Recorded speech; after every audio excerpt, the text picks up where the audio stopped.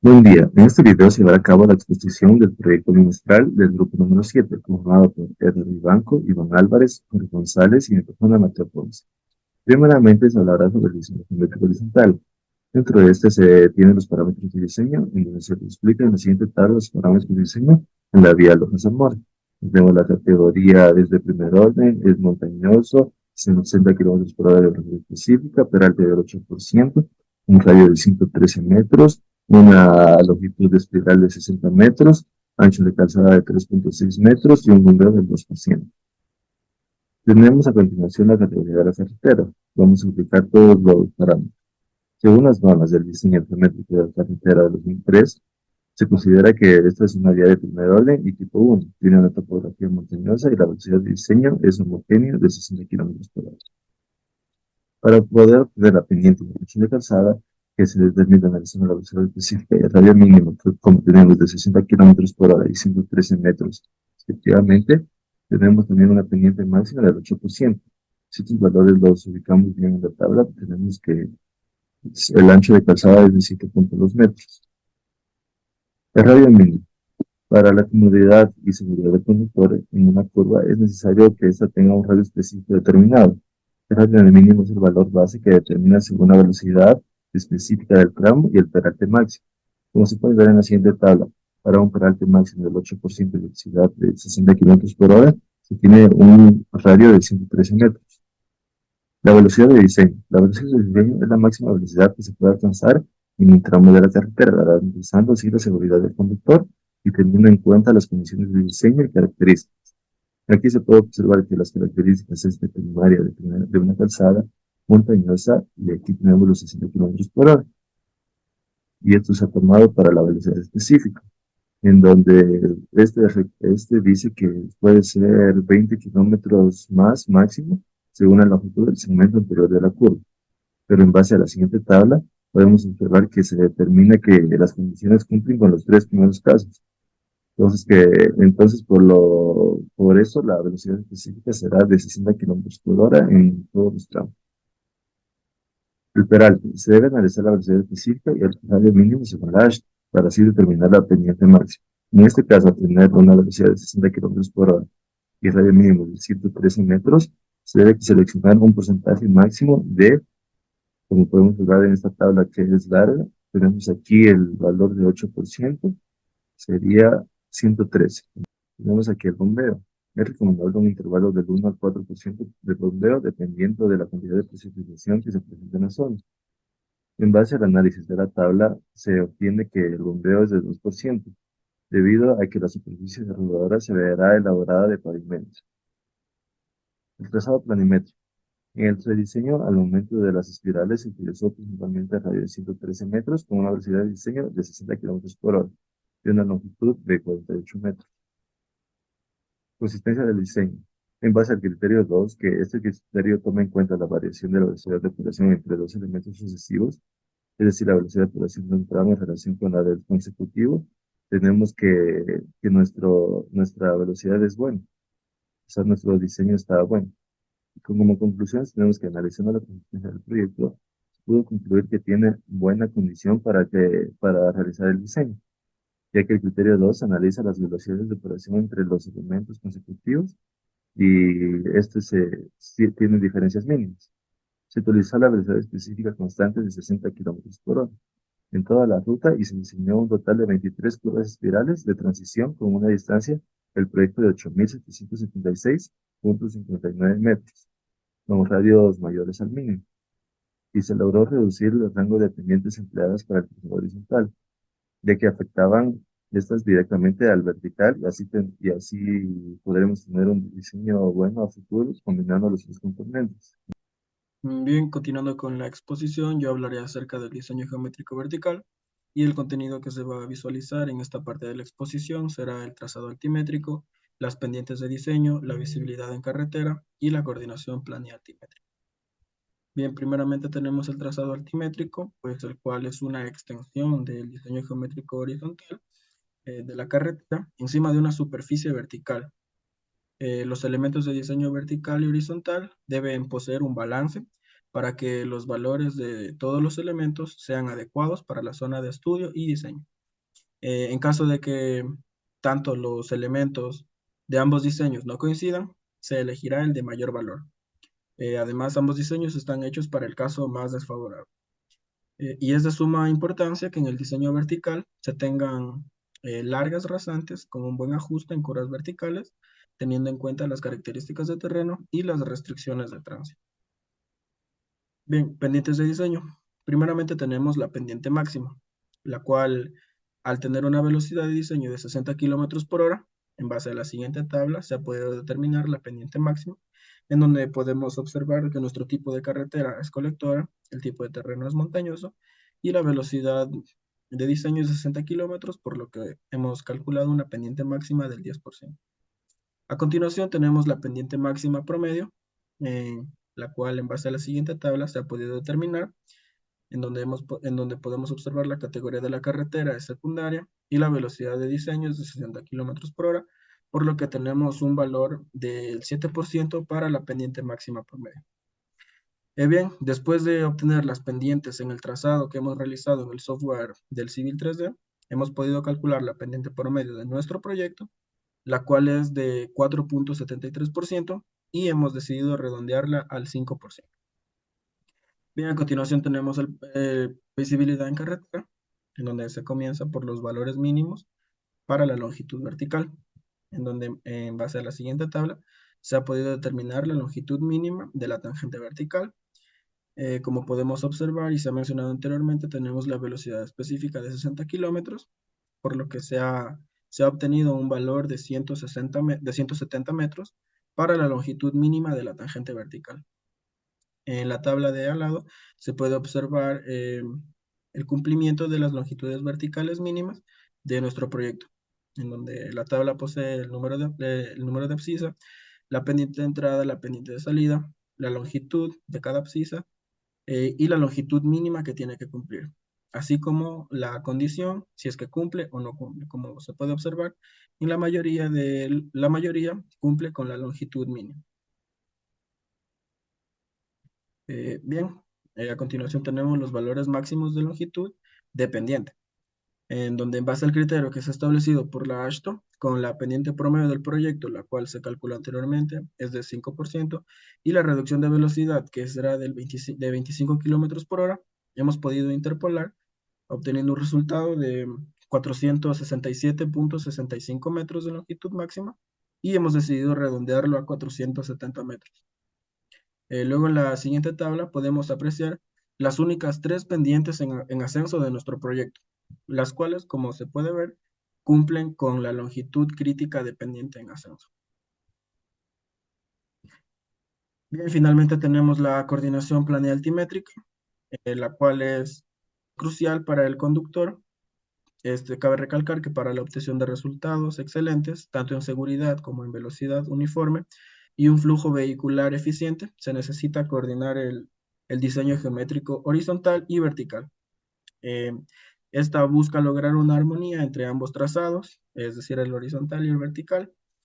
En el diseño preliminar se requiere que el trazado en el plano horizontal coincida con el trazado en el plano vertical, especialmente en los puntos medios o puntos de interés en la mayoría de las curvas posibles.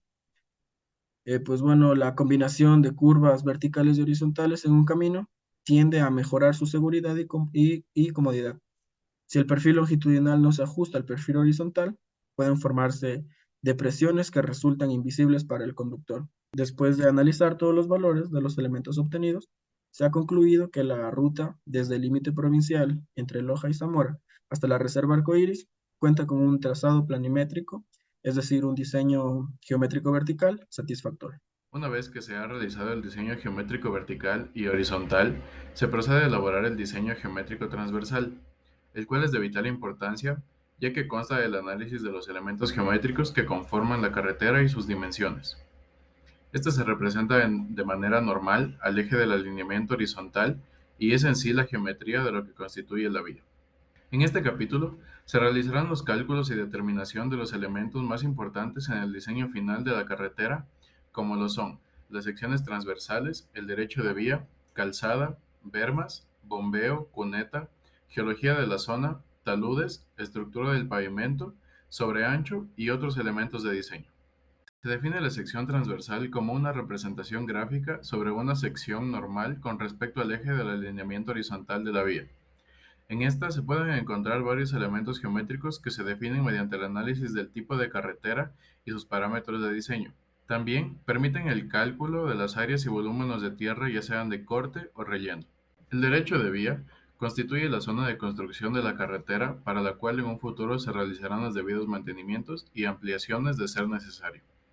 La elección de su dimensión está principalmente sujeta al tipo de carretera de estudio. En este caso, se tiene una carretera de tipo primaria de una calzada, para lo cual se ha determinado un valor en un intervalo de 24 a 30 metros.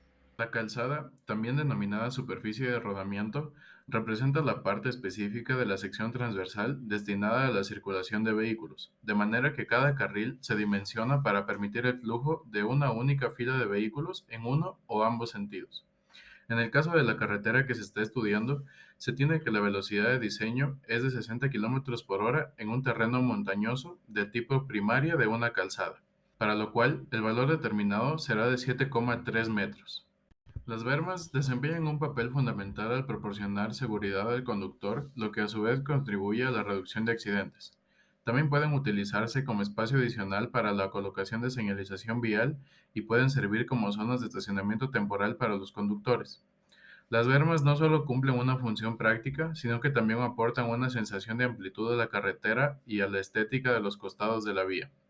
Asimismo, desempeñan un papel crucial en la mejora de la visibilidad de las curvas horizontales. Con una velocidad de diseño del tramo homogéneo de 60 km por hora, una carretera primaria de una calzada con terreno montañoso, se determina que la dimensión de las bermas será de 1,5 metros.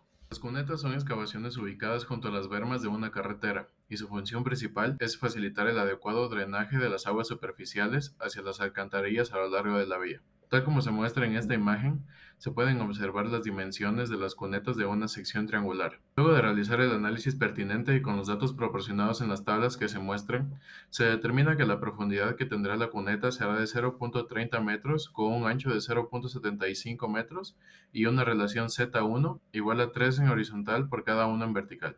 Basado en el previo estudio de la geología de la zona, se ha determinado que la clasificación del suelo existente son rocas duras o muy duras, por lo que en la siguiente tabla se puede observar las pendientes típicas para taludes en terraplén y se ha determinado una altura de 10 a 20 metros con una pendiente sugerida de 1,8 en horizontal por 1 en vertical.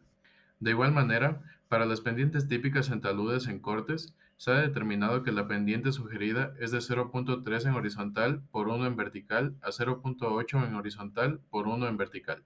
Continuando con el parámetro del sobreancho, con el fin de que las condiciones de operación de los vehículos en las curvas sean similares a las de una recta, es necesario ensanchar el carril, ya que cuando un vehículo se desplaza por una curva horizontal requiere de un mayor ancho en comparación con una recta.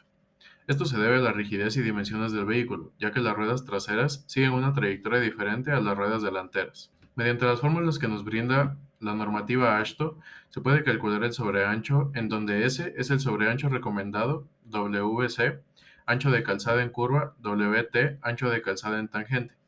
En la fórmula del ancho de calzada en curva, N sería el número de carriles, U el ancho ocupado por el vehículo en la curva, C la distancia lateral libre entre vehículos, y FA el diferencial radial entre la trayectoria de la esquina exterior del vuelo delantero y la trayectoria de la rueda exterior delantera, y C, el ancho adicional de seguridad.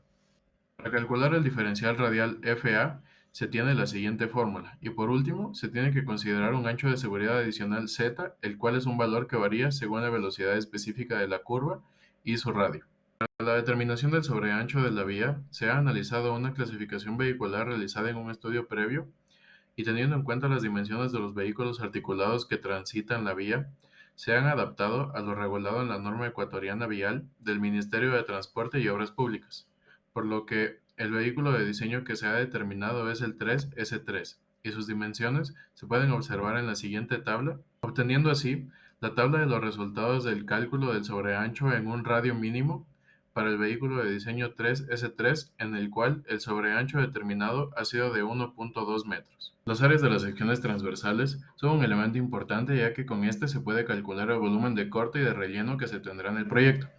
Existen varios métodos eficientes para calcular las áreas de las secciones transversales. Sin embargo, adicionalmente a los métodos manuales, estos valores se han corroborado con el software Civil 3D, el cual nos brinda estos datos de manera precisa y eficaz. Para efectos prácticos de la exposición, se ha realizado la sumatoria de las áreas de corte y de relleno que se tiene en todo el trazado, dándonos un valor de la sumatoria de las áreas de corte de 445.764,83 metros cuadrados y una sumatoria de las áreas de relleno de 280.326,02 metros cuadrados. En este capítulo se ha descrito el diseño de la sección transversal considerando las normas vigentes. Se realizó los cálculos y se obtuvo los resultados pertinentes en cuanto a parámetros importantes en el diseño transversal. Se obtuvo también las áreas de las diferentes secciones de todo el trazado de la vía, las cuales serán de suma importancia a continuación, ya que permitirán analizar todos los aspectos de los movimientos de tierra. Movimientos de suelos. El movimiento de suelos desempeña un papel fundamental en la construcción de carreteras, involucrando la ejecución de actividades como la excavación, transporte y compactación del suelo. Para el proceso de movimiento de suelo se debe tener en cuenta varios aspectos importantes, como son los siguientes mostrados en pantalla. Como primer aspecto tenemos la topografía del terreno.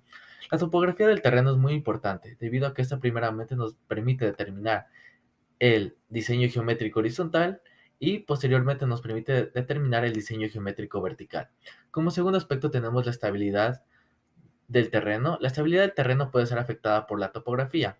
La presencia de pendientes pronunciadas, suelos sueltos o rocosos, puede también exigir la implementación de medidas especiales como la construcción de muros de contención, con el objetivo de asegurar la seguridad y la durabilidad de la carretera. Como tercer aspecto tenemos corte y relleno. El corte y relleno son los volúmenes en cantidades que se van a retirar o ya sea se usen como llenado en zonas donde se deba realizarse. Asimismo, tenemos como cuarto aspecto las condiciones climáticas. Las condiciones climáticas tienen un impacto significativo en los movimientos de suelos, debido a que, por ejemplo, en el caso de que hubiera una lluvia intensa, estas pueden dificultar la realización de excavaciones y el transporte de materiales, mientras que la falta de humedad puede ocasionar grietas y dificultades en la compactación. Y como quinto aspecto se tiene la calidad del suelo. Para la calidad del suelo se debe realizar un control de calidad durante estos movimientos, lo cual nos permitirá mantener altos estándares y garantizar un desempeño óptimo de la carretera. Asimismo, tenemos otros dos aspectos bastante importantes como son el factor de compensación y la distancia libre de acarreo. Primeramente, hablando del factor de compensación, sabemos que este nos ayuda a conocer el ajuste aplicado a las cantidades de suelo excavado o rellenado para tener en cuenta los cambios de volumen que ocurren durante el proceso de excavación o de relleno propiamente. Ahora, en el caso de la distancia libre de acarreo, se refiere a la distancia máxima permitida para el transporte de materiales durante el movimiento de suelos en una construcción de carreteras o en otro tipo de obra civil. Diagrama de Bruckner. Ahora en el caso del diagrama de masas de Bruckner, sabemos que este diagrama nos permite ajustar la compensación longitudinal y las distancias a las que trasladar los volúmenes de desmonte y terraplén. Y como podemos observar en pantalla tenemos el diagrama de Bruckner de dicho rediseño. Y en este caso, como podemos observar, tenemos una gran cantidad de corte. Esto es debido a que la topografía de nuestro terreno es de tipo muy montañosa y es muy común en este tipo de terrenos tener grandes cantidades de corte. Ahora tenemos los planos. Para los planos primero tenemos que hacer énfasis en la ubicación en donde se encuentra ubicada nuestra carretera, como podemos observar en pantalla. Asimismo tenemos que hacer énfasis en las secciones, en este caso son las secciones del diseño horizontal, que tenemos las secciones de las abscisas 10.000 a la 11.020 y de la 11.020 a la 12.020. Asimismo tenemos el diseño geométrico vertical, donde tenemos las mismas abscisas que en el diseño geométrico horizontal. Asimismo tenemos las secciones transversales, que como podemos observar algunas son de corte, que como vimos anteriormente en el diagrama de Bruckner, era muy normal tener este tipo de secciones. Y acá también tenemos más secciones, como podemos observar, de corte. Gracias.